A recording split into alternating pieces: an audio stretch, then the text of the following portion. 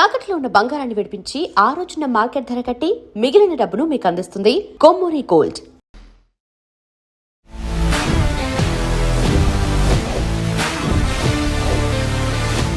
Welcome to I dream అవి ఇవి with Akella on Gandhi versus Godse. Akella Raghavendra గారు నమస్కారం. నమస్తే అండి. గాంధీ అనగానే ఏం గుర్తొస్తుంది మీకు ఫస్ట్?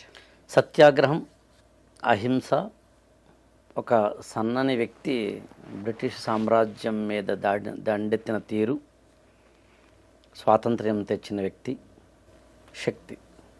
గాంధీ అనగానే ఈ మధ్య కాలంలో గాడ్సే అనే పేరు కూడా ఎందుకు వినిపిస్తుంది ఇమ్మీడియట్గా?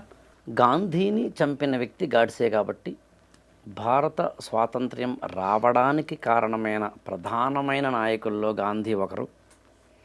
అలాంటి గాంధీని ఒక గాడ్సే అనే వ్యక్తి కాల్చి చంపడం అనేది భారతదేశ చరిత్రలోనే కాదు, ప్రపంచ చరిత్రలోనే ఒక విషాదకరమైన సంఘటన మాత్రమే కాదు, ఆశ్చర్యకరమైన సంఘటన మాత్రమే కాదు, ఆలోచన రేకెత్తించిన సంఘటన కూడా.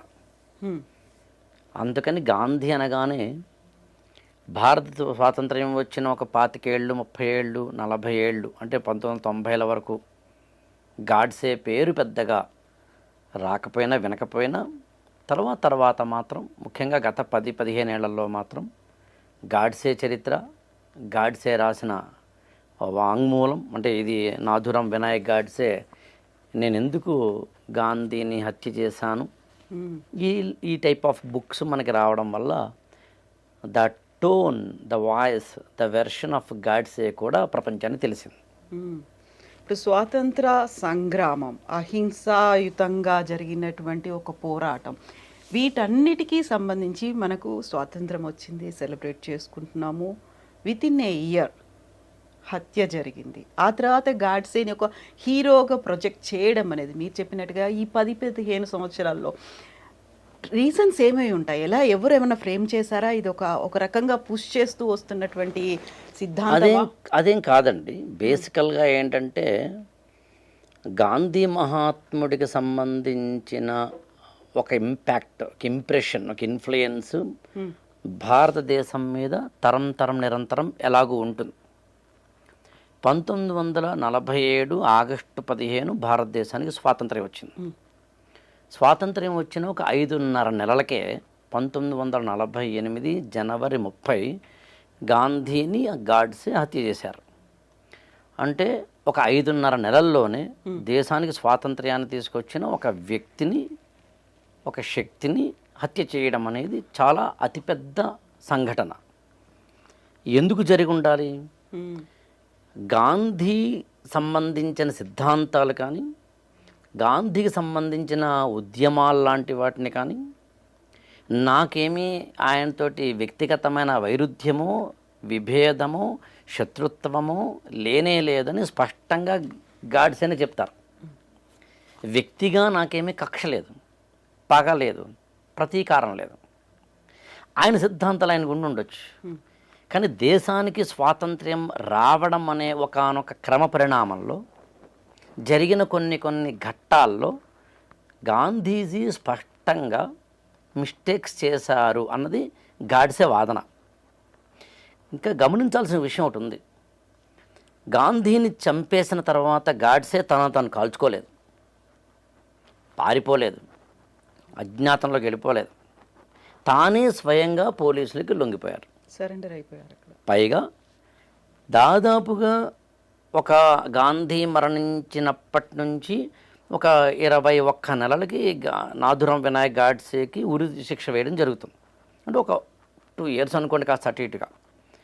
ఈ 2 ఏళ్లలో అనేక వాదనల్లో గాంధీని తాను ఎందుకు చంపాను అనేదాన్ని గాడ్సే సుస్పష్టంగా చెప్పడం జరుగుతుంది. సమర్థించుకున్నారు, ఖచ్చితంగా సమర్థించుకుంటాడుగా.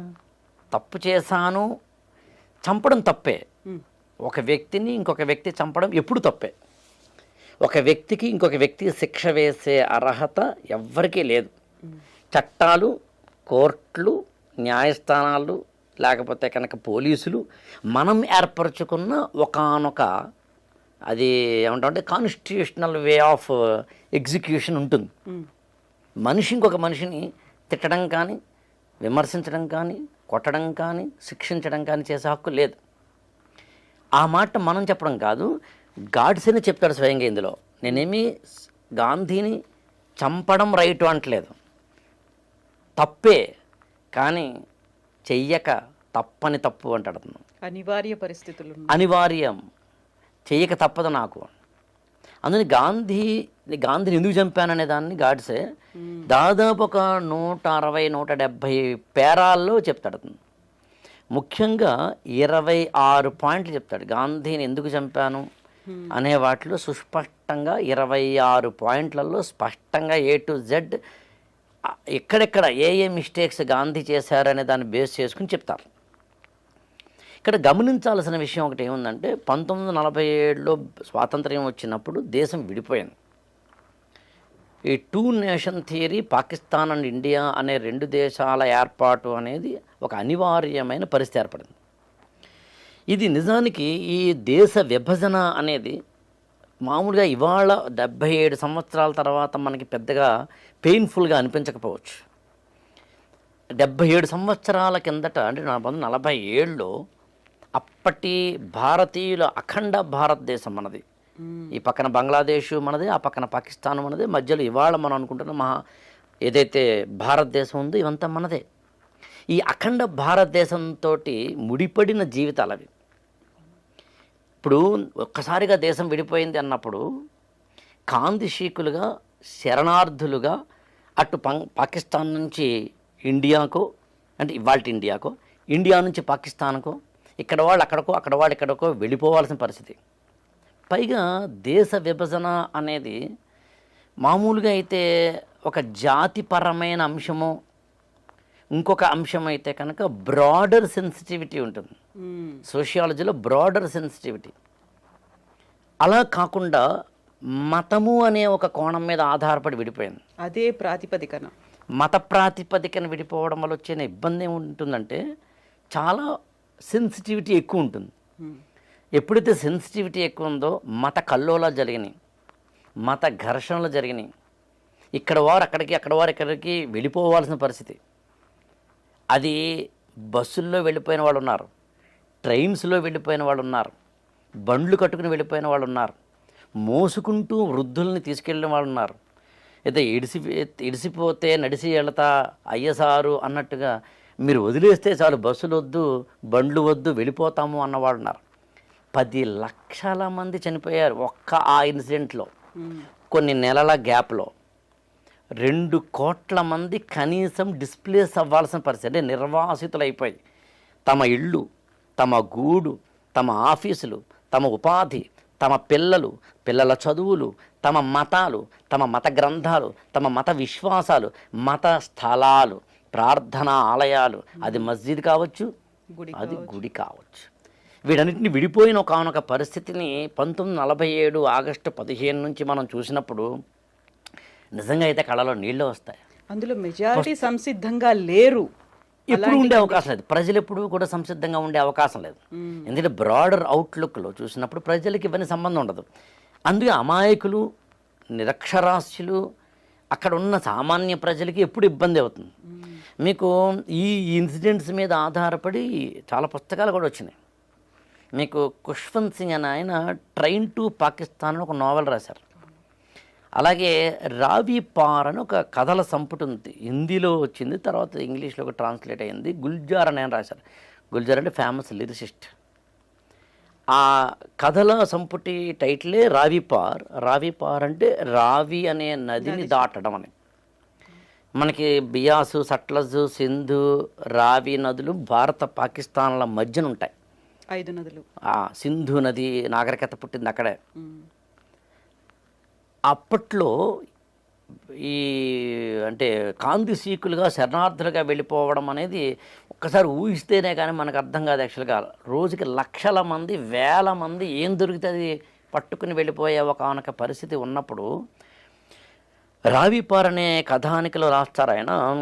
ఒక ఫ్యామిలీ, 2 పిల్లలు, వాళ్ళిద్దరు కూడా కవల పిల్లలు. అదే last train to reach India, ఇంకా తర్వాత ట్రైన్స్ లేవు, వీ హ్యావ్ టు గో. ఇద్దరు పిల్లలతోటి తల్లి తండ్రి కిక్కిరిసిపోయిన రైలు బోగీల్లో, అంటే 100 మంది పడతారు ఒక బోగి అనుకుంటే దాదాపు ఒక 300-400 మంది పట్టేంత రైలు బోగీల్లో పైన కూర్చుని కింద కూర్చుని బాత్రూంలో కూడా కూర్చుని పట్టుకుని ఒకళ్ళ మీద ఒకళ్ళు పడిపోయి వెళుతున్న ఒకానొక సందర్భంలో, అది కూడా దాదాపు ఒక 2 రోజులు 3 రోజుల జర్నీ అది రైలు, అంతేకాని కేవలం ఏదో ఒక అరగంటో గంటో కాదు. ఒక కపుల్, ఒక దంపతుల వాళ్ళకి 2 కవల పిల్లలు ఉంటే అందులో ఒక అబ్బాయి ఈ జర్నీలో చనిపోతాడు. ఆ అబ్బాయికి ఒక 5 ఏళ్ళు 6 ఏళ్ళు ఉండొచ్చు.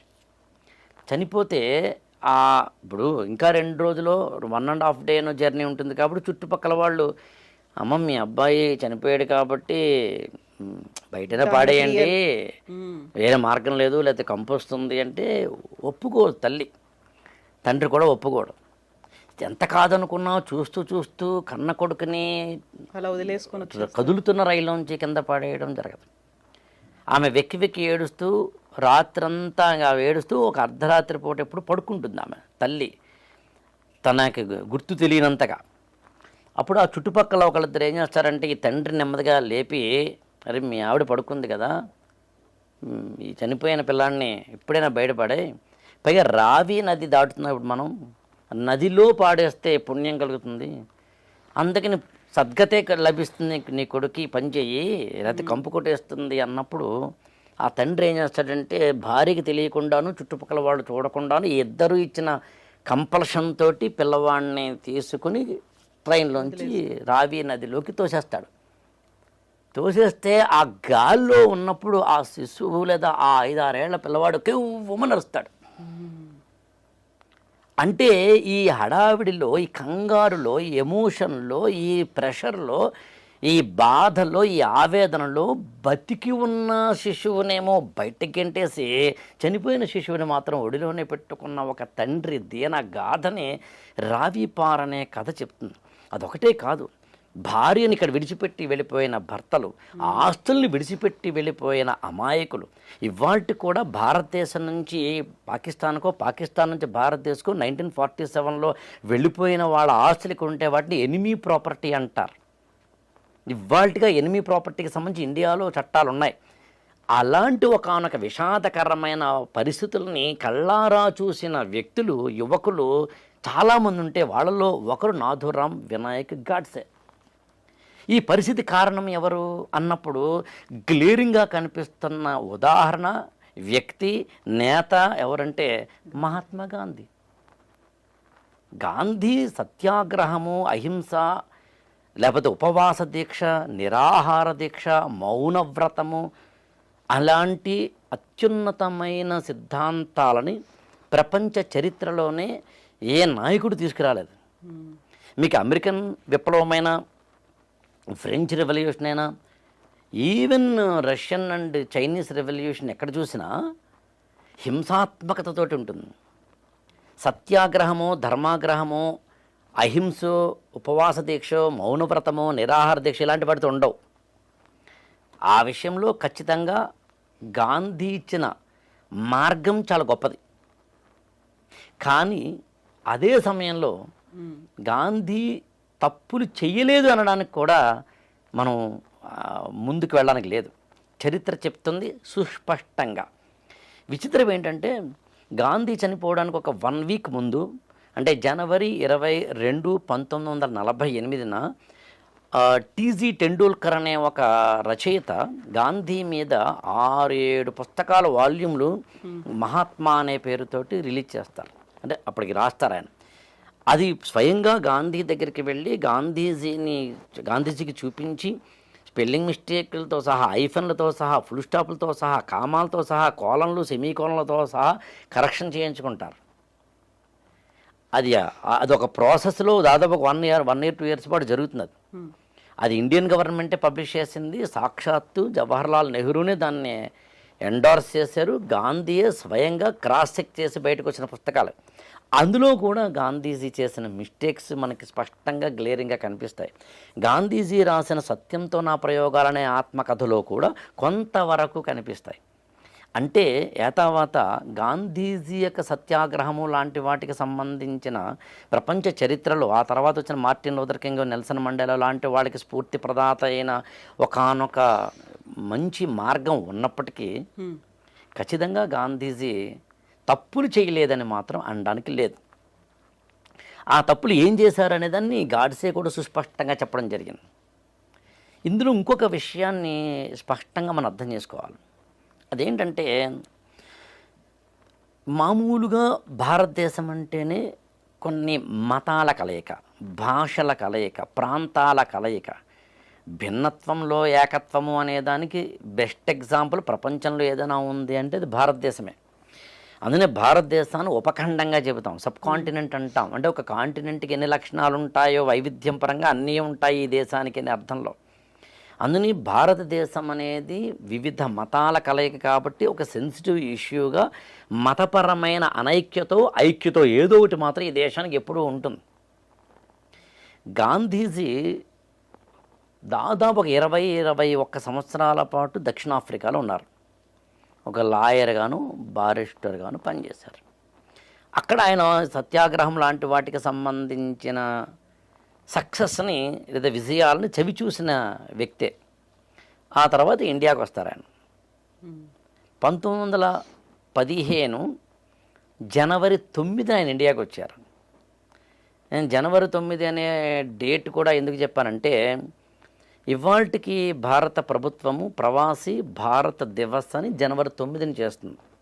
అంటే వివిధ దేశాల్లో ఉన్న భారతీయులందరూ, ప్రవాస భారతీయులందరూ భారతదేశానికి చేస్తున్న కాంట్రిబ్యూషను, వాళ్ళు ఆయా దేశాల్లో స్థానికంగా చేస్తున్న కాంట్రిబ్యూషన్ని స్మరించుకుంటూ మనం ప్రవాసీ భారత దివస్ అని చేస్తాం. ఆ ప్రవాసీ భారత దివస్ని జనవరి 9 ఎందుకు చేస్తామంటే ఆ రోజునే భారతదేశానికి 1915లో గాంధీ మహాత్ముడు వచ్చాడు కాబట్టి. ఒక ప్రవాస భారతీయుడై భారతదేశానికి తిరిగొచ్చి భారతదేశ స్వాతంత్ర్యాన్ని సాధించడానికి తన యొక్క అన్ని అంటే త్యాగాలను చేసి, మళ్ళీ ఈ పదం కూడా నాథురాం వినాయక్ గాడ్సేనే చెప్తారు తన వాంగ్మూలంలో. ఆయన చాలా కష్టాలు పడ్డారు, ఆయన చాలా తన యొక్క అంటే వ్యక్తిగతమైన వాటన్నిటిని వదులుకున్నారు, నేనే కాదంటం లేదు అనే అర్థం వచ్చేలాగా. సో అలాంటి గాంధీ మహాత్ముడు భారతదేశానికి వచ్చిన రోజు మనం ప్రవాసీ భారత దివసం చేస్తాం. ఇక్కడ చాలా విపులంగా మనం సుస్పష్టంగా ఒక 4-5 పాయింట్లు చెప్పుకోవాలి. అందులో ఒకటేంటంటే 1915లో మహాత్మా గాంధీ భారతదేశానికి వచ్చే సమయానికి భారతదేశంలో స్వాతంత్ర్య పోరాటం ఉవ్వెత్తున జరుగుతోంది. అప్పటికే ఆయన దక్షిణాఫ్రికాలో ఒక విజయం సాధించిన నేత.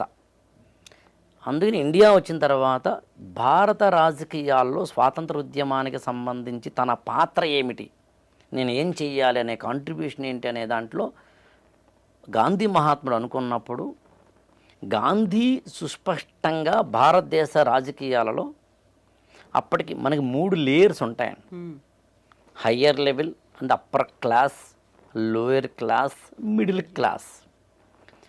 జవహర్లాల్ నెహ్రూ కానీ, మోతీలాల్ నెహ్రూ కానీ, చిత్తరంజన్ దాస్ అంటే ఒక మనకి భారతదేశంలో 1885లో ఇండియన్ నేషనల్ కాంగ్రెస్ వచ్చే సమయానికి భారత రాజకీయాలకు సంబంధించి ఇప్పుడు మనం మాట్లాడుతున్న 1915 అనుకుంటే అక్కడో 15 ఇక్కడో 15 ఒక 30 ఏళ్ళు అనుకుంటే ఈ ఎవరైతే లీడర్లుగా మనం చెబుతామో వాళ్ళందరూ కూడా హయ్యర్ క్లాస్కి మాత్రమే, ఎడ్యుకేటెడ్ స్ట్రాటాకి మాత్రమే లిమిట్ అయిన వాళ్ళు. ఒక ఫిరోజ్ షా మెహతా కానీ, దాదాబాయి నౌరోజీ కానీ, బాలగంగాధర తిలక్ కానీ, గోపాలకృష్ణ గోఖలే కానీ. నేను ఈ 4 పేర్లు ఎందుకు చెప్పానంటే ఈ 4 పేర్లు ఈయన చెప్పారు కాబట్టి. నేను ఇవాళ తీసుకుంటున్న ఈ వాక్యాలన్నీ కాస్త అటు ఇటుగా ఇందులోంచి తీసుకుంటున్నవే. మరి పదే ప్రతిసారి ఫుట్ నోట్ నేను చెప్పలేకపోవని తప్ప ఈయన చెప్పిన మాటల్ని కొంచెం కోటబుల్గా చేస్తున్నాను.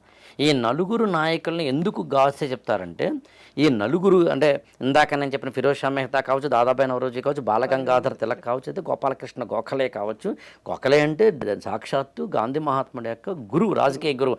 ఈ 4 భారతదేశంలో 1915 నాటికి అంటే ఇండియాకి దక్షిణాఫ్రికా నుంచి గాంధీ మహాత్ముడు వచ్చే సమయానికి అప్పర్ క్లాస్ నుంచి లోయర్ క్లాస్ వైపుకి, మిడిల్ క్లాస్ మీదుగా భారత స్వాతంత్ర ఉద్యమాన్ని తీసుకెళ్తున్న రోజులు అవి. అదే టైంలో లాల్ బాల్ పాల్ అనేది కూడా ముగ్గురి త్రయం కూడా వినిపించింది. ఎగ్జాక్ట్లీ. ఈ ప్రాసెస్లో మిడిల్ క్లాస్ మీదుగా లోయర్ క్లాస్కి వెళుతున్న ఒకనొక రాజకీయ పరిణామ దశని అర్థం చేసుకున్న వ్యక్తి మహాత్మా గాంధీ. అదే సమయంలో ఇంకొకటి ఏం జరిగింది అక్కడంటే, ఇప్పుడు చెప్పిన ఈ నలుగురు కూడా 1915 నుంచి 1920లకు వచ్చేసరికి మరణించడం కూడా జరిగింది, కాస్త అటు ఇటుగా. అంటే ఎవరైతే రాజకీయ పరంగా మిడిల్ క్లాస్లోంచి లోయర్ క్లాసులోకి భారత స్వాతంత్ర ఉద్యమాన్ని తీసుకెళ్తున్నారో ఆ సమయానికి ఈ నలుగురు కూడా వివిధ కారణాల వల్ల ఒక 4-5 ఏళ్ల గ్యాప్లో మరణించడం వల్ల సరిగ్గా అప్పటికి భారతదేశంలోకి వచ్చి గాంధీ 5 ఏళ్ళు అవుతుంది, అంటే 1920.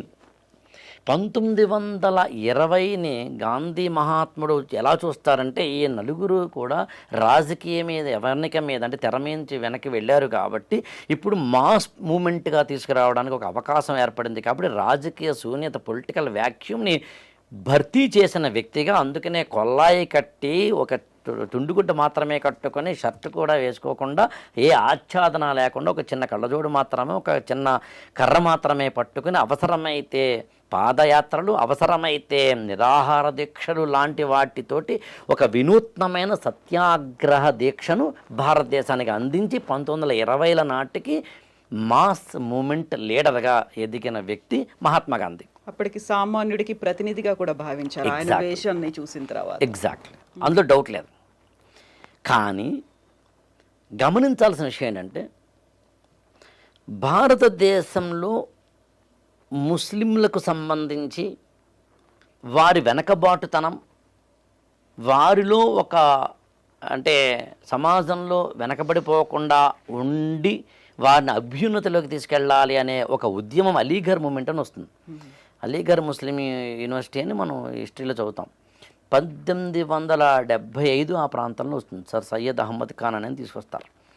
అలీఘర్ మూమెంట్ లాంటివి భారతదేశంలో ఒక ముస్లిం సమాజంలో సంస్కరణ తీసుకొస్తూ ముస్లిం సమాజాన్ని హిందూ సమాజంతో సమాన అభ్యున్నతి వైపు తీసుకువెళ్ళేందుకు వారిలో ఉన్న ఛాందసాలు, మూఢనమ్మకాలు, ఇతరత్రా లాంటి వాటినో పక్కన ప్రక్షాళన చేస్తూ, ఇంకొక పక్కన ఆ సమాజాన్ని భారతీయ సమాజంతో సమానం చేస్తూ వారిలో కూడా విద్య, ఉపాధి లాంటి వాటిల్లోనూ, ఉమెన్ ఎంపవర్మెంట్ లాంటి వాటిలోనూ హయ్యర్ లెవెల్కి తీసుకొచ్చే ప్రయత్నం ఒకటి జరిగింది. It is a positive moment. సరిగ్గా ఆ టైంలో హిందూ సమాజంలో ఉన్న అన్టచబిలిటీ కానీ, హిందూ సమాజంలో స్త్రీల పట్ల ఉన్న సతీ సహగమనము, బాల్య వివాహాలు లాంటి వాటిని, వితంతు పునర్వివాహ నిషేధం లాంటి వాటిని ఎదుర్కొంటూ ఈ సమాజంలో కూడా ఒకానొక సంస్కరణవాదాన్ని తీసుకురావడం అనేది కల్చరల్ రెనైజెన్స్ అంటాం మనం. 1858 తర్వాత మనకి సుస్పష్టంగా కనిపిస్తుంది సాంస్కృతిక పునరుజ్జీవనం అనే పేరుతోటి. అందులో మీకు బ్రహ్మ సమాజం కానీ, ఆర్య సమాజం కానీ, అంటే స్వామి దయానంద సరస్వతి తీసుకొచ్చిన ఆర్య సమాజం కానీ, రాజా రామ్మోహన్ రాయ్ తీసుకొచ్చిన బ్రహ్మ సమాజం కానీ, అనీబ్ సెంట్ తీసుకొచ్చిన థియోసాఫికల్ సొసైటీ లాంటివి కానీ ఈ క్రమంలో మనకు కనిపిస్తాయి. అంటే భారతీయ తత్వంలో ఉన్న, భారతీయ సమాజంలో ఉన్న వివిధ మతాలలో తమకు తాముగా ఏవైతే చిన్న చిన్న ఇబ్బందులు ఉన్నాయో వాటిని ప్రక్షాళన చేసుకుంటూ మొత్తం మీద జనజీవన స్రవంతిలో కలుపుకురావాలి అనే ఒకనొక బ్రాడర్ మెంటాలిటీ ఉన్న నాయకులతోటి కూడిన ఒక రాజకీయ వాతావరణాన్ని మనం ఒక 50-60 ఏళ్ళు చూస్తాం. కానీ 1905లో బెంగాల్ విభజన అని జరిగింది. వందే మాతర మూమెంట్ అంటాం మనం. బెంగాల్ విభజనని సుస్పష్టంగా హిందూ ముస్లిం అనైక్యతను తీసుకురావడానికే, ఈ ఇద్దరి మధ్యన ఒక చీలికను తీసుకురావడానికే బ్రిటిష్ గవర్నమెంట్ తీసుకొచ్చింది లార్డ్ కర్జన్ ద్వారా. అసలు బ్రిటిష్ వాళ్ళ యొక్క ప్రధానమైన వెపన్ ఏంటి అని అడిగితే డివైడ్ అండ్ రూల్. ఈ విభజించు పాలించు అనే తత్వంలో ఖచ్చితంగా బ్రిటిష్ వారు ప్రతిసారి భారతీయ సమాజాన్ని విడగొట్టడానికి ప్రయత్నిస్తారు. అలాంటి ఇప్పుడు మనం మాట్లాడుతున్న కాంటెక్స్ట్లో ఈ ఇద్దరి సమాజాల మధ్య, అంటే హిందూ ముస్లింల సమాజాల మధ్య ఒక చీలికను తీసుకురావడానికి ద గ్లేరింగ్ ఇన్సిడెంట్ ఏంటి అంటే 1905 బెంగాల్ విభజన. అది చాలా అంతకుముందు యాక్చువల్గా హిందూ సమాజము, ముస్లిం సమాజము కలిసికట్టుగా మనకి 1857 స్వాతంత్ర తిరుగుబాటులో కూడా మనం చూస్తాం, అంటే సిపాయిల తిరుగుబాటులో చూస్తాం. అంతెందుకు అష్ఫాకుల్లా ఖాన్ లాంటి ముస్లింలు, అంటే ముస్లిం యువకులు భారత స్వాతంత్ర సంగ్రామంలో పార్టిసిపేట్ చేయడాన్ని మనం చూస్తాం తర్వాత, కానీ ముందుగా బట్ ఓవరాల్గా 1905లో జరిగిన ఇది చాలా కీలకమైన. అందులో మీకు 1906లో ఆల్ ఇండియా ముస్లిం లీగ్ అని వస్తుంది. ఆల్ ఇండియా ముస్లిం లీగ్ అనేది ప్రధానంగా అంతకుముందు అలీగర్ మూమెంట్కి ముస్లిం లీగ్కి ఉన్న తేడా ఏంటంటే మన సమాజంలో ఉన్న లోపాలను సవరించుకుంటూ ఇతర సమాజాలతోటి మనం కలిసి ఇతర సమాజాలు మనల్ని కనుక తక్కువ చేస్తుంటే ఆ పాజిటివ్ డిస్క్రిమినేషన్ అర్థం చేసుకుంటూ అప్లిఫ్ట్మెంట్ ఆఫ్ ద కమ్యూనిటీ అనేది ఎజెండా. అది కొంతకాలం అయ్యేసరికి మనకి ఆల్ ఇండియా ముస్లిం లీగ్ లాంటి వాటిలో ఎంత కాదనుకున్నా మనకి అనిపించేది ఏంటి అంటే ఒక రిలీజియస్ ఫెనటిజం, అంటే ఒక మత ఛాందసవాదంలోకి వెళ్ళడము అనేది జరుగుతుంది. అదే ఫ్రంట్ ఎండ్లోకి వచ్చేసి అది ఫ్రంట్ ఎండ్లోకి వస్తుంది. 1906 ఆ ప్రాంతంలో ఆల్ ఇండియా ముస్లిం లీగ్ వస్తుంది. మనకి అలీ బ్రదర్స్, ఆ తర్వాత మహమ్మద్ అలీ జిన్నా ప్రధానంగా దాన్ని ముందుకు తీసుకెళ్ళిన వ్యక్తులుగా మనం చూస్తాం. సరిగ్గా ఇదే సమయంలో 1909లో మింటో మోర్లే రిఫార్మ్స్ అని వస్తాయండి. చాలా సింపుల్గా చెప్పాలంటే భారతదేశంలో రాజ్యాంగపరమైన రాజకీయపరమైన సంస్కరణలు తీసుకురావడంలో భాగంగా బ్రిటిష్ గవర్నమెంట్ ఏం చేస్తుంది అంటే సెపరేట్ ఎలక్టరేట్ అని ఒక పదం వాడతారు అక్కడ. సెపరేట్ ఎలక్టరేట్ అంటే అర్థం ఏంటంటే ముస్లిం ఓటర్లు తమ ముస్లిం రాజ్య ప్రతినిధిని పార్లమెంటుకో లేకపోతే కనుక అసెంబ్లీకో పంపించడం. అది నిజానికి సమాజాన్ని మొక్కలు చేయడం. అది 1909లో జరుగుతుంది. తర్వాత 1916లో 15లోనో హిందూ మహాసభ అని వస్తుంది. మదన్ మోహన్ మాలవీయ ప్రారంభిస్తారు. యాక్చువల్గా నాథురామ్ వినాయక్ గాడ్సే ఆ హిందూ మహాసభ ఆర్ఎస్ఎస్ కార్యకర్త. ఆయన అందరూ చాలా సుస్పష్టంగా ఇందులో చెప్తాడు, నేను కొంతకాలం ఆర్ఎస్ఎస్లో పనిచేసి హిందూ మహాసభలో పనిచేసిన వ్యక్తిని అని. అంటే 1915-20 నాటికి భారతదేశంలో హిందూ ముస్లిం యూనిటీ అనేది దెబ్బతింది. ఇది గమనించిన నేత గాంధీ. ఇప్పుడు గాంధీ ముందున్న ఆప్షన్ ఏంటంటే అతిపెద్ద సవాల్ కూడా ఏంటంటే నేను పోరాడాల్సింది బ్రిటిష్ వాళ్ళ మీద. బ్రిటిష్ వారి మీద నేను పోరాడాలి అంటే నా దేశంలో ఉన్న అందరూ నాతో కలిసి రావాలి. అన్ని కులాలు కలిసి రావాలి, అన్ని భాషలు కలిసి రావాలి, అన్ని మతాలు కలిసి రావాలి, అన్ని సంఘాలు కలిసి రావాలి, అన్ని ప్రాంతాలు కలిసి రావాలి, అన్ని వర్గాలు, వయోవర్గాలు, స్త్రీ పురుష భేదాలు అన్నీ అందరూ కలిసి రావాలి. కలిసి రావాలి అంటే నేను ముస్లింలను నా వైపు అట్రాక్ట్ చేయాలి. హిందూ ముస్లింల చీలికలతోటి ఈ దేశాన్ని విభజించి పాలించాలనుకుంటున్న బ్రిటిష్ వారికి నేను సమాధానం చెప్పాలి అంటే నేను కూడా ముస్లింలను చేరదీసుకోవాలి. చేరదీయాలి అంటే వారికి నేను ఎక్కువ బహుమానాలు ఇవ్వాలి. ఈ తప్పు కాదు. కానీ గాంధీ చేసిన అతిపెద్ద మిస్టేక్ ఏంటంటే వీరికి ఇవ్వకుండా వీరికి ఇవ్వడం. ఎలా ఇస్తారు? 2, ఇవ్వడం కూడా ప్రభుత్వమైన నాయకులైన తాయిలాలని ఎంతవరకు ఇవ్వాలి, ఎంతవరకు ఇవ్వకూడదు, విచక్షణ ఏంటి తెలుసుకోవాలి. ప్రతి ఒక్క వ్యక్తికి అతనికి ఏ అడ్వాంటేజ్ ఉంటుందో అదే డిసడ్వాంటేజ్ అవుతుంది. ఎవరికైనా అంతే. ఏ వ్యక్తికైనా, ఏ నాయకుడికైనా, ఏ సంఘానికైనా మీకు ఏది డిసడ్వాంటేజ్ చెప్పండి అది అడ్వాంటేజ్ అవుతుంది, ఏది అడ్వాంటేజ్ చెప్పండి అది డిసడ్వాంటేజ్ అవుతుంది. గాంధీకి బ్రిటిషు వారిని ఎదుర్కోవడానికి నేను ముస్లింలను చేరదీసినప్పుడు వారు నాతోటి కలిసి వస్తే అప్పుడు నేను హిందూ సమాజం ఎలాగూ నాతో ఉంటుంది, అప్పుడు ఇద్దరినీ కలిసి తీసుకువెళ్ళవచ్చు అనే ఒకనొక ఆలోచన. నిజంగా చెప్తున్నానండి, ఈ పుస్తకంలో గాడ్సే ఈ పాయింట్ని ఎంత లాజికల్గా, రేషనల్గా, ఎగ్జాంప్లిఫరీగా ఇన్స్టెన్సెస్ తోటి చెప్తారో, ఇన్సిడెంట్స్తో చెప్తే ఆశ్చర్యపోతాం. అదే ఇప్పుడు చాలా కన్విన్సింగ్గా అనిపిస్తోంది. ఎగ్జాక్ట్లీ. కన్విన్సింగ్ అనే పదం కూడా నేను వాడిన. కన్విన్సింగ్ అనేది కూడా ఎక్కడో కిట్టుబాటే కాదు, ఇట్స్ రైట్. గాంధీని గాడ్సే చంపడం తప్పేమో తప్ప చంపడానికి ఒకానొక ప్రేరేపించిన ఘట్టాలు మాత్రం రైట్. ఆ కారణాలు ఏవైతే ఉన్నాయో సుస్పష్టంగా. అందుకని 1920లలోంచి చూస్తే గాంధీ మహాత్ముడు ఒక విధంగా ఈ హిందూ సమాజాన్ని ముస్లిం సమాజాన్ని సమానంగా ముందుకు తీసుకువెళ్ళాలి అనే ఒకానొక ఆలోచన కాకుండా ఎవరైతే డిప్రెస్డ్గా ఉన్నారో వారిని ముందు తీసుకురావాలనే ఒకానొక ఆలోచన చేయడం వల్ల ఒక స్టేజ్కి వచ్చేసరికి అది ఈ పక్కనేమో ముస్లిం సమాజాన్ని తాను పూర్తిగా ఆకర్షించలేకపోయారు. ఎట్ ద సేమ్ టైం హిందూ సమాజానికి ముస్లిం సమాజానికి మధ్యన డివిజన్ చీలిక పెరిగిందే తప్ప తగ్గలేదు. గాంధీకి ఆ మొండి పట్టుదల ఒక తప్పు చేసిన తర్వాత దాని నుంచి వెంటనే మళ్ళీ కరెక్షన్ చేసుకోవడం కాకుండా మళ్ళీ తప్పు చేయడము అనేది ఇంకొకసారి ఏదో చేయడం అనేది జరిగింది. ఎంత బాగా చెప్తారంటే గాంధీ గురించి ఇక్కడ కొన్ని ఉదాహరణలుగా చెప్తే 26 పాయింట్లు ఇందామని మాట అన్నాను నేను.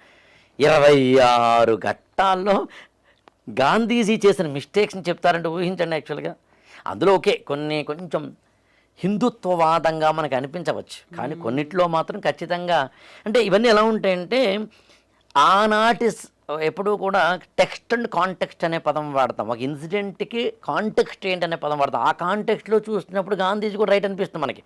అందుకే నేను మీకు ఆశ్చర్యపోతారండి, గాంధీ పాయింట్ ఆఫ్ వ్యూలో గాడ్సేని విమర్శిస్తూ వచ్చిన పుస్తకాలు ఉన్నాయి తెలుగులో. అంటే ఇంగ్లీష్లో వచ్చినవి తెలుగులో అనుకోండి, translations what I want to convey. Godse point of వ్యూలో గాంధీని విమర్శిస్తూ వచ్చిన పుస్తకాలు ఉన్నాయి.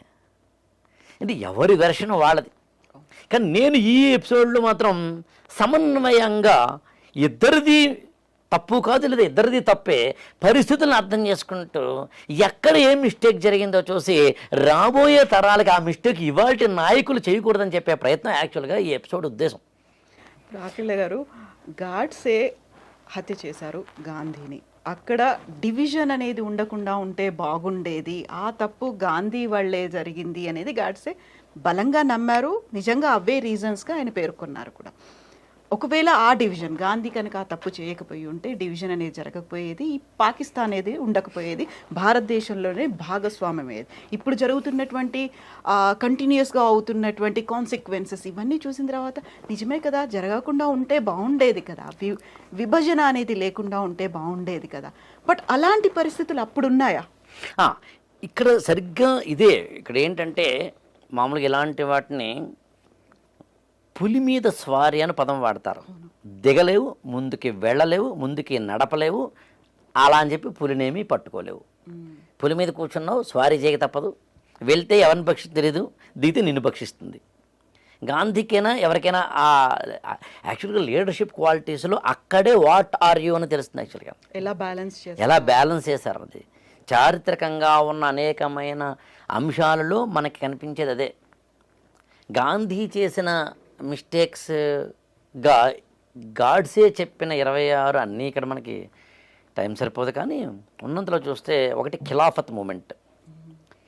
ఖిలాఫత్ మూమెంట్లో ఎక్కడో టర్కీలో ఉన్న ముస్లింలకు సంబంధించిన ఖలీఫా యొక్క ప్రాధాన్యాన్ని బ్రిటిష్ గవర్నమెంట్ తగ్గిస్తోంది అనే దాన్ని ఆధారం చేసుకొని ఖిలాఫత్ మూమెంట్ని భారతదేశంలోకి తీసుకురావడం ద్వారా ముస్లిం కమ్యూనిటీకి బాసటగా ఇండియన్ నేషనల్ కాంగ్రెస్ నిలుస్తుంది. డైరెక్ట్గానో ఇండైరెక్ట్గానో గాంధీజీ కూడా నిలుస్తారు. దాంతో స్వాతంత్ర సమర యోధులందరూ నిలుస్తారు. దీని ద్వారా కలిసి ఉండే ప్రయత్నం హిందూ ముస్లిం ఐక్యతకు సాధ్యం అనే దాన్ని ఆధారం చేసుకుని గాంధీజీ ఖిలాఫత్ మూమెంట్ తీసుకొచ్చారు. బట్ అది ఫెయిల్ అయింది. అలాగే మోప్లా తిరుగుబాటు కేరళ ప్రాంతంలో మలాబార్ అనే ఏరియాలో మోప్లాలని ఒక ముస్లిం కమ్యూనిటీ దాదాపు 1000 సంవత్సరాల కిందట అరబ్ కంట్రీస్ నుంచి భారతదేశానికి వచ్చిన వారు ఇప్పటికీ ఉన్నారు. వదిలేస్తే ఏమవుతుందంటే అవతల వ్యక్తి ఎందుకు విమర్శించానా అనే ఆత్మవిమర్శన జ్ఞానంలోకి వెళ్తాడు. నువ్వు అతను చేసిన విమర్శలో ఏమీ లాజిక్ లేదా అన్న ఆత్మవిమర్శన జ్ఞానంలోకి వెళ్తావు. ఎప్పుడైతే విమర్శని నువ్వు తీసుకుని తిరిగి విమర్శ చేయకుండా దీంట్లో తప్పులను ఆలోచించే ఒకానొక సంస్కారవంతుడిగా నువ్వు ఎదిగితే, సరిగ్గా నేను చేసిన తప్పా ఒప్ప అనే సంస్కార జ్ఞానంలోకి అవతల వ్యక్తి ఎదిగితే అప్పుడు ఏమవుతుందంటే నేను చేసిన తప్పే అని విమర్శించిన వాడు అతని విమర్శలో కూడా కొంత న్యాయం ఉందిలే అని విమర్శను తీసుకున్నవాడు అనుకున్నప్పుడు ఇద్దరు ఎదురుకుండా కూర్చుని కరచాలనం చేసుకుని ఒకరికొకరు సారీ చెప్పుకుంటే, అంటే క్షమాగుణాన్ని ప్రదర్శిస్తే అప్పుడు స్నేహ బాంధవ్యం ఏర్పడుతుంది. 1+1 = 2 అది గణితం, 1+1 = more than 2 అది జీవితం అనే విషయం ఈ ఇద్దరికి అర్థమైనప్పుడు కొట్టుకోవడం, తిట్టుకోవడం, విమర్శించుకోవడం, బూతులు తిట్టుకోవడం, హింసాత్మకంలోకి వెళ్ళడం జంతు ప్రవృత్తని ఒక విశాల దృక్పథంలోకి, ఆలోచన ధోరణిలోకి వెళ్ళినప్పుడు మానసికంగా శుద్ధి కలిగి, విమర్శనాత్మకంగా ఆలోచించగలిగి, బ్రాడర్ మెంటాలిటీలోకి వెళ్ళినప్పుడు అప్పుడు ఖచ్చితంగా ఆ ఇద్దరిలోనూ కూడా ఒక సంస్కారవంతమైన ఒక స్నేహ బాంధవ్యం ఏర్పడేందుకు అవకాశం ఉంటుంది అనేది అర్థమైతే అదే సత్యాగ్రహం. దీన్ని ఒక్క నిమిషంలో ముగిస్తాను. దీన్ని మహాభారతంలో ధర్మాగ్రహం అంటారు. అప్పటికే అరణ్యవాసము, అజ్ఞాతవాసం అయిపోయిన తర్వాత, అప్పటికే రాయబారాలు 2-3 అయిపోయిన తర్వాత, ఇక యుద్ధం చేయక తప్పదనే పరిస్థితిలో చివరి సమయంలో మనకి కృష్ణుణ్ణి రాయబారానికి పంపిద్దామని పాండవులు అనుకుంటారు కౌరవుల దగ్గరికి. అప్పుడు ధర్మరాజు మాట్లాడిన కొన్ని మాటలు కనుక వింటే ధర్మాగ్రహము, సత్యాగ్రహం అంటే ఏంటో అర్థమవుతాయి. మనం యుద్ధానికి వెళ్తాం, వాళ్ళు యుద్ధానికి వస్తారు. మనమే గెలుస్తామని గ్యారంటీ ఉందా? 50-50. వాళ్ళు ఓడిపోతారు నువ్వు అనుకుంటున్నావు, నిన్ను ఓడించడం ఎలాగని వాళ్ళు అనుకుంటున్నారు. ఈలోగా జన నష్టం, ధన నష్టం అని నష్టాలు జరిగిపోతాయి. ఆ తర్వాత శవాల కోటలో రాజ్యమేళాలా? ఆ నెత్తుటి కూడిని తీసుకోవాలా? This is a question by mister Dharmaraja. అక్కడ మనకేమనిపిస్తుందంటే ఇది చేతకానివాడేమో అనిపిస్తుంది. చేతకానివాడేమో అనిపించడం అనే దానికన్నా భిన్నమైనది ఏంటంటే, ఒక వ్యక్తి మనల్ని ఏదైనా విమర్శించినప్పుడు, ఇంకోటి చేసినప్పుడు తిరిగి విమర్శించకుండా ఇద్దరిలోనూ కూడా ఒక విధమైన ఆత్మశుద్ధి కలగడము అనే ఒకనొక దశకు వెళ్ళగలిగితే అప్పుడు అందరం కలిసి ఉండగలుగుతాం. పాలు నీళ్లు వరే కలిసి ఉండిపోదాం అంటాడు ధర్మరాజు అక్కడ. అలా కలిసి ఉంటే ఉప పాండవులు అందరూ కూడా బతికి ఉండేవారు కదా, నువ్వు నేను కలిసి ఉన్నప్పుడు కదా ఆ సౌఖ్యము అనే ఒకనొక అంశం ధర్మాగ్రహంలో, సత్యాగ్రహంలో కనిపిస్తుంది. ఇక్కడ 2 పాయింట్లు చెప్పి నిజంగా ముగిస్తాను. అందులో ఒకటి ఏంటంటే, గాంధీజీ ఇదే సత్యాగ్రహాన్ని ఎక్కడ పట్టుకోవాలో తెలిసినట్టుగా ఎక్కడ వదలాలో తెలుసుకోలేకపోయాడు. రాఘవేంద్ర గారు, ఇప్పుడు ఆల్మోస్ట్ మనం ఒక 50 minutes మాట్లాడుకున్న దాంట్లో గాంధీని గాడ్సే చంపడం సహేతుకమా నిర్హేతుకమా ఇలాంటి డిస్కషన్ అనేది చంపిన దగ్గర నుంచి కంటిన్యూ అవుతుంది. ఈ కాలంలో, ఈ మధ్య కాలంలో అది పీక్ స్టేజ్కి చేరుకుంది. నిజమే, చంపడం సరైందే అనేటువంటి ఒక భావన రైట్ వింగ్ అనొచ్చు, లేకుంటే జాతీయ భావాలు కలిగిన వాళ్ళు అనొచ్చు, దాన్ని ప్రమోట్ చేస్తున్నట్టుగా ఉంది. మనం మాట్లాడుకున్నటువంటి ఈ ఇంటర్వ్యూ ఎండాస్ చేస్తుందా? డిస్క్లైమర్ ఏమైనా ఇస్తున్నారా? అంటే ఏం లేదండి, నేనేమంటానంటే సమన్వయవాదం. ఇద్దరిది తప్పే, ఇద్దరిది ఒప్పే. పరిస్థితులు తీసుకొచ్చిన కారణాలు, దాని నుంచి వచ్చిన ఫలితాలు, ఇవాళ ఏం నేర్చుకోవడాలు అంతే. అందుకని ఇందాక నేను గాంధీకి పట్టు విడుపు తన సిద్ధాంతంలో లేకపోవడం ఇక్కడ జరిగిన నష్టం, దానికి ఒక వ్యక్తి ఎత్తుకున్న పిస్టల్, అందులోంచి వచ్చిన గుళ్ళు, ఆ వ్యక్తి మళ్ళీ ఉరితీయబడ్డ వైనం. ఇక్కడ రెండోది ఉంది. ఇంత మాట్లాడిన తర్వాత దాన్ని మీరు లెఫ్ట్ రైటు అన్నారు కదండి. ఇవాళ సమాజానికి ఆ తత్వం, ఆ మనస్తత్వం, ఆ తాలూకు ఆలోచనల వెనకాల ఉన్న ఇవి కార్యకారణ సంబంధం లాంటివి ఇవాళ సమాజానికి అర్థం కాకపోవచ్చు. అందుకనే ఇర్రిలవెన్స్ ఆఫ్ గాంధీ ఇవాళ అందుకే ప్రతి ఒక్క వ్యక్తి, జాతి, దేశం, సంఘటన, పుస్తకం, వంట, ఎవ్రీథింగ్ పాజిటివ్ నెగిటివ్ కలగలిసి ఉంటాయి. ఆ ప్రశ్నకు ఇదే సమాధానం అని కాదు. కన్యాశుల్కం నాటకంలో మంచివాళ్ళు చెడ్డవాళ్ళు వేరువేరుగా రాసులు పోసి ఉండరు అంటుంది. అలా ఇద్దరూ కలిపి మధురవాణి అంటుంది. ఒకటే చెడ్డ మంచి ఒకళ్ళనే ఉంటుంది అన్నది.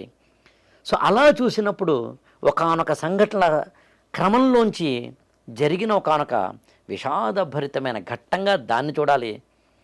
ఇవాళ మన జీవితాల్లోనూ మన వ్యక్తిగతమైన వాటిల్లోనూ మొదలుకొని దేశాల వరకు కలిసి ఉంటే కలదు సుఖము, శత్రుత్వం కన్నా మిత్రత్వం గొప్పది, ద్వేషము కన్నా ప్రేమ గొప్పది, పగా ప్రతీకారం కన్నా కరచాలనం గొప్పది అనుకోగలిగిన ఒకనొక సిట్యుయేషన్లోకి వెళ్ళగలిగితే ఈ పుస్తకాలు చదివినా, ఈ ఘట్టాలు విన్నా, వాటిని ఆచరిస్తే మన జీవితాలు కూడా అలా ఉంటాయన్నది సమన్వయవాదంలో ఉన్న ప్రాథమికమైన కోణం.